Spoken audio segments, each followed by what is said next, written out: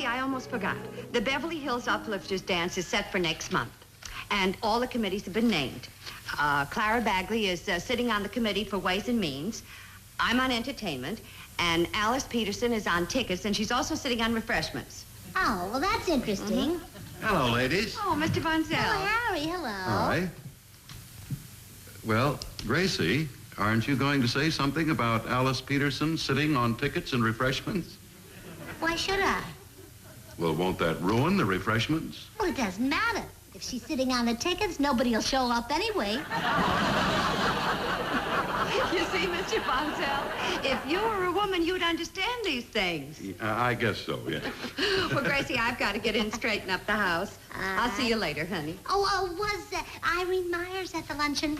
Oh, yes, and you should have seen the dress she wore. Was it short? Oh? Maybe it was like the one my sister Hazel bought. Hers was backless and topless and very short.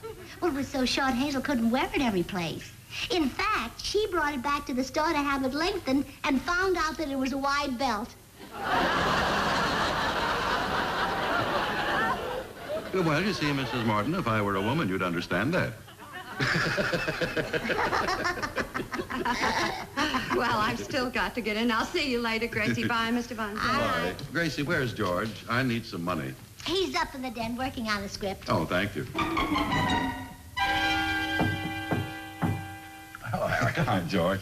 Say, I'm sorry to bother you like this, but I'm a little short. Could you let me have $50? $50? Yeah. I can let you have Oh, look, before you make a decision, George, I wanted to tell you this. The fellas over at the club were talking about great comedians. You know, Bob Hope, Jack Benny, Eddie Cantor, Georgie Jessel. And I said, oh, yeah, well, for my money, George Burns tops them all. You never said that. I did too, George, and it's true. How much do you need? $50. What do you think of my singing? I'll settle for 10. That's fine. Well, no, George, now you sing better than that. Okay, Harry. There you are. That's 50. Thanks very much. Say, Harry, would you drop my suit off at the tailor as you pass there? Oh, sure. The tailor know what you want? Yeah, a few alterations, you know. Okay. Hi. Hi. Harry, isn't that George's suit? Yeah, I'm taking it to be altered. Oh, George, thanks for the money. Oh, poor Harry. Asking for money and begging for old clothes. He must be broke. Good morning, Mrs. Burns. Good morning. Lots of mail today. You certainly are lucky. Oh, I wish everybody could be as lucky as I am. Well, you seem to be upset, Mrs. Burns. Is there anything wrong? There certainly is. I just learned that one of our dearest friends is completely broke. Well, that's too bad. Well, you know the old story. What story? No, it's like the fellow said to his son. He said, son, always put away a little for a rainy day. And? That's all. Well, I don't think I'll tell that to our friend. It's bad enough to be broke without having to laugh at a miserable story like that. Mrs. Burns, it's an old adage. It's not meant to... You're right, Mrs. Burns. It's not as funny as a lot of stories. You're welcome. Oh, but we've just got to help him. It's too bad he's not a postman. You know, we have a pension plan, and each month I contribute a little of my pay. Of course, I don't get it until I'm 65. Oh, well, in that case, would you mind if our friend used it till you're 65? Mrs. Burns, they won't give me the money until I retire. Oh, isn't it a shame they don't give it to you in the daytime? You can't spend much money in bed. No, of course not. Here's an idea. Just phone the State Welfare Department. The State Welfare Department. Yeah. Oh, thanks. They'll look into your friend's case, and if he's really deserving, they'll give him all the help he needs. Oh, Mr. Beasley, you're just wonderful. But I knew you'd help me. Oh, here, look, I won't have time to read these. Bring them back tomorrow.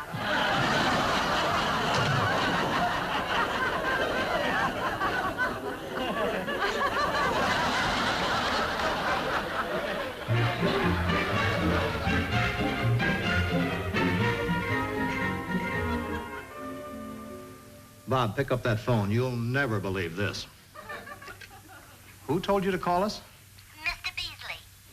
And who is Mr. Beasley? He's the man who delivers the mail till he's 65 so he'll get the money in bed. Well, I heard the same thing. Now, this man who needs the money, you say his name is Von Zell? Yes, Harry Von Zell. Has he a wife and children? Would that help? Definitely. Men with families get preference. Oh, well, as his wife, I'm glad to know that. We live here at 312 Maple Drive, and by the time you get here, we'll have the children. Just a minute. We better check with their neighbors. Now, about your husband, Mr. Von Zell. Does someone else know about this case? Yes, Blanche Morton, my neighbor. She lives at 314 Maple Drive. All right. I'll be out to see you later. Oh, good. And will you bring the money for Harry? Well, I can't promise anything over the phone, but after I hang up, I'll look into it. All right. I will, too. Bye.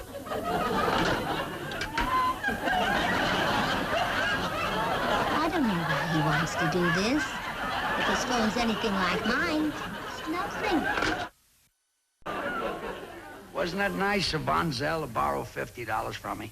Now, he lives in the valley, and to get to my house, he's got to pass about 5 or 6 banks where he keeps his money. But did he stop? No, he came straight to me. He's a real friend. The other day, I came out of the studio, and some tramp walked up to me. And he says, buddy, he says, if you got a dime for a cup of coffee, and make it quick, I'm double parked. The reason I don't turn anybody down is before I met Gracie, I was double parked a few times myself. In fact, when I was a kid, I had even less. But there was one kid in the neighborhood, little Charlie Van Eaton. He had plenty. They lived in one of those brownstone houses. But his family was such show-offs. They used to buy porterhouse steaks and throw them out just to impress the garbage man.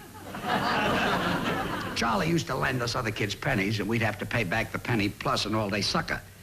Charlie stayed in that business all his life. Today, he's 55 years old. He's got $1 million. And in all kinds of flavors.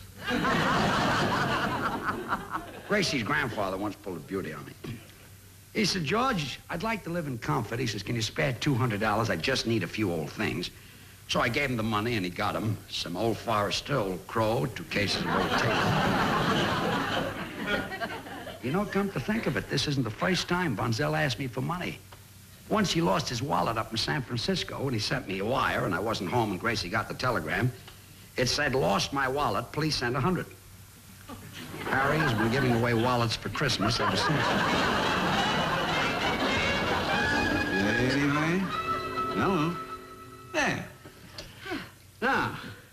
Now, I think I'd like to try a shot of you standing right over here by the buffet. Yeah. Oh, say, Harry, I meant to tell you, listen, before you came home, I had a telephone call from the welfare board asking about Harry Von Zell. Apparently, he's flat broke. Von Zell? Why, that's shameful. Oh, it certainly is. He's a bachelor. Single men have no excuse for being broke. Harry Morton, are you suggesting that just because... Blanche, I'm waiting. Please. Oh, okay. You know husbands shouldn't complain about their wives. Now, you take me, for instance. I never spend your money unless it's absolutely necessary. You call getting a new hairdo every week necessary? Well, I like to keep up with the new ones. I should think that you'd appreciate that. I found the one you had last week quite unrewarding. Harry, that was a windblown, and they're very popular. Some women might wear them and look windblown. You look cyclone-struck. Of all the nerve. Blanche. Come. Blanche, please. No. Of all the nerve talking about my hairdos after all the money you spent on stuff to keep yours from falling out. That is neither here nor there. If you're talking about your hair, it certainly isn't here. By the bookcase. My hair is merely receding a trifle. Oil shampoos and vinegar rinses. Sometimes I feel like I'm sleeping with a tossed salad. Shoot! Thank you. Now, I'd like a shot of you standing over there by the fireplace. And in any event, I'm afraid I can't help the indigent Mr. Von Zell. Well, I'm going to help him. I don't know how, but I'll think of some way to... Blanche, please. Oh. There. I certainly hope those pictures turn out well. Oh, there wasn't any film in the camera. I was merely testing my new rangefinder.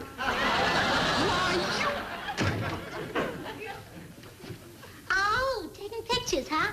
No. Harry didn't put any film in the camera. Oh, my Uncle Harvey takes them the same way, and he saves a lot of money. Have you seen George? No. But, Gracie, if he doesn't put any film in the camera, how does he get any pictures? He develops them from memory. Honey, I was telling Harry about poor Mr. Von Zell. Did you know he was broke? Well, I suspected it because this morning George had to give him some money and an old suit of clothes. No. Well, I was talking to the welfare department on the telephone, and they told me he's asking for charity. Really? Well, then it's even worse than I thought. Well, when I see George, I'll try to get him to give him a raise. And if that fails, I'll be back. She'll be back. George, Yeah. I want to talk to you about getting some more money. Now, it's Gracie, for... I told you time after time I can't give you any more money, and I've explained why. But this is different. No, it isn't. They have a community property law out here. And half of everything I've got is yours, and half of everything you've got is mine. Oh? Well, then how come I only get 1/4 of what we make? Well, that's the way it works out. Show it to you again. There you are. Now, look. 4 cigars. Now, half of everything I've got is yours. Right? Right? Now, half of everything you've got is mine. See how it works? Well, let's do it again. And this time I'll start with the cigars. Now, half of everything I have is yours. There you are. And how's the second part go? Half of everything you've got is mine. Well, you're right. It comes out the same each time. Well, of course. Oh, George, you must get awfully discouraged being married to a woman who doesn't understand things like that. You know, sometimes it comes in real handy. Any other questions? Yes, I came up...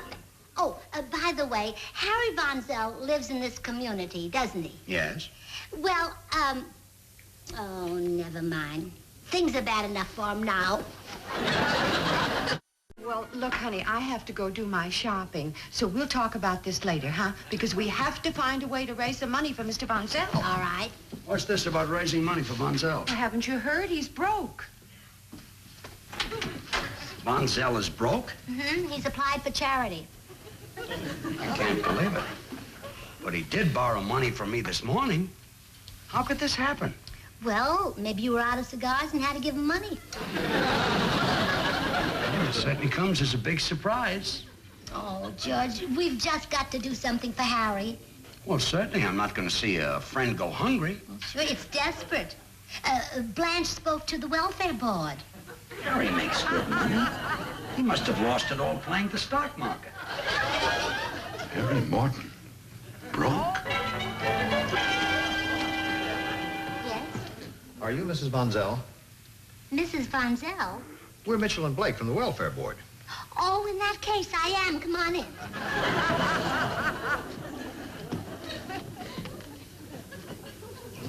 Put your hats on the hall table, and when you come back for them, they'll be in the closet. Won't you sit down? Thank you. Since we talked to you, we phoned your neighbor, Mrs. Morton. Oh, and she... did you bring the money for my husband? Well, first, we'd like to ask you a few questions. Yes, and keep this in mind. If we turn in any false information, it's punishable by a heavy fine, sometimes even prison. Oh, well, then be careful what you turn in. I hate to see you both go to jail. Now, what do you want to know? Bob, you better take it. Mrs. Von Zell, on the phone you told us that you and your husband were broke. Yet we find you living in this beautiful home with a swimming pool. How's that? Oh, it's wonderful. We wouldn't live anyplace else.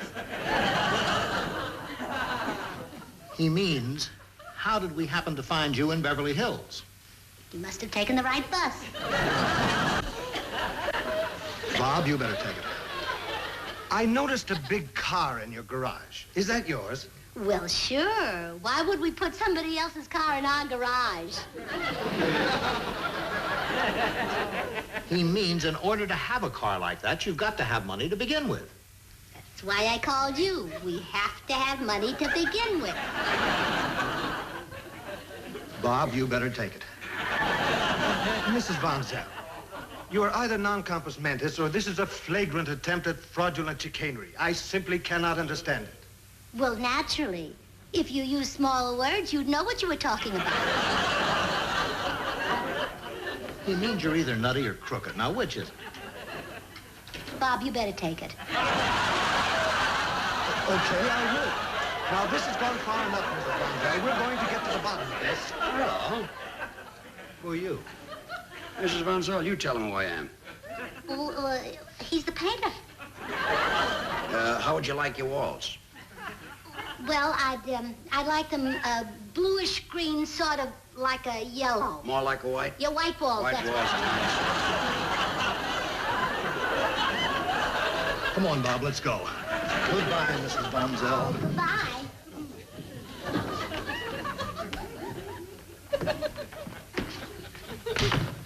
Hey, we forgot our hats. Yeah, I paid $15 for mine. Mine cost 17. What do you think? Same as you do. Let's go. Well, I'm having the Friars Club run a benefit for Harry Von Zell. In fact, Gracie and Blanche are out selling tickets right now. Naturally, I'm going to sing about 5 or 6 songs at the benefit. I had a little trouble at the club. They wanted Tony Martin to do the singing. So I said, wait a minute. If Harry Von Zell were working for Tony Martin, would Tony have thought of this benefit? No. Would he have gone through the trouble of printing these tickets? No. In fact, if Von Zell worked for Tony Martin, he wouldn't even be broke. I can't wait for the audience to hear my arrangement of the Yankee Doodle Blues. Incidentally, you may not believe this, but I was the first street singer. I didn't start out that way. I started out in the theater. Oh, my, am I tired. Oh, hello, Gracie. I'll fix you some tea. Nothing picks you up like tea when you're tired. No, George, it won't help me. It's my feet that are tired, and we haven't got a cup big enough to put them in.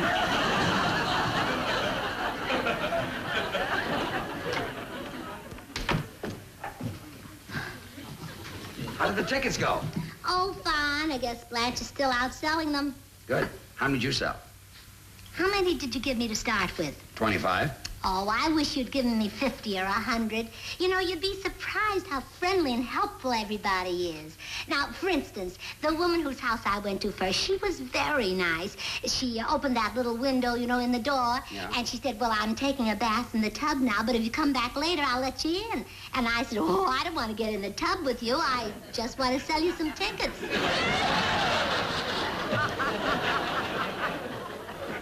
Gracie. How many did she take? Oh, George, I hardly knew her. I couldn't ask her how many baths she takes. I mean tickets. How many did she buy? Oh, well, now, look, you can't hold that against her. Mrs. Sorensen didn't buy any either. Mrs. Sorensen? Yeah, she's the woman who lives across the street. You know, she raises Pekingese dogs. She's going to buy a lot of tickets. Oh, good. When? Well, as soon as she sells some of her Pekingese. Gracie. You know, it won't take her long because I told her one way to sell them. I said, why don't you sell them to bald-headed men as toupees and like my Uncle Harvey did? Your Uncle Harvey wore a Pekingese for a toupee? Well, only a year or two. By mistake. You see, he was nearsighted. When did he find out the toupee was really a dog? Well, he began to get suspicious because every time he brushed his hair, it wagged its tail and barked. I don't believe any of this. Mr. Snyder wouldn't believe it either. Mr. Snyder wouldn't believe it either. Aren't you going to ask me who Mr. Snyder is? No. Well, he's the bald-headed man who lived 2 doors from Mrs. Sorensen. I tried to sell him one of her Pekingese. I thought you jumped your trolley. Did you mention the tickets? Oh, George, if I had suggested that he cover his bald spot with tickets, he would have really thought I was silly. Well, did you bring back the tickets you didn't sell? Yes. good, good. And then I met this girl in the next house. She was wearing a low-cut evening gown, and so I asked her if she'd buy a ticket, and she said she was just visiting friends here, and that she was from Georgia. And I said, I certainly like your gown. And she said, show enough? I said, well, if it showed any more, you'd catch pneumonia. At least you made a friend. Yeah. But then I guess her phone bell rang just then because she slammed the door. Yeah, that must have been it, all right. Yeah. Well, you know, I think I will have a cup of tea.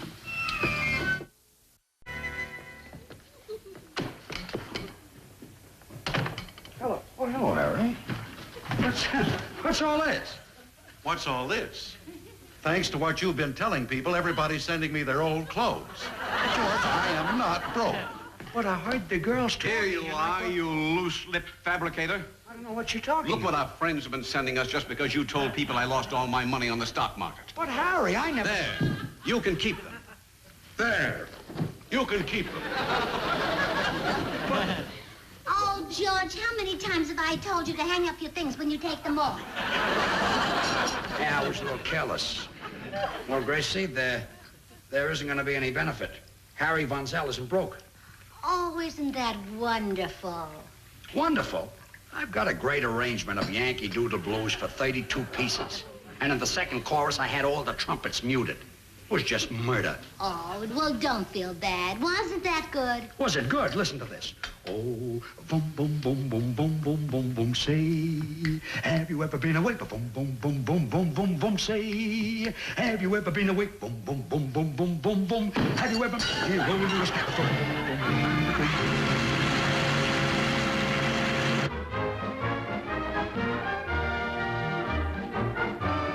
Appearing on tonight's show were Jan Arvan as Bob Blake, John Gallaudet as Mr. Mitchell, and Rolf Zidane as Mr. Beasley.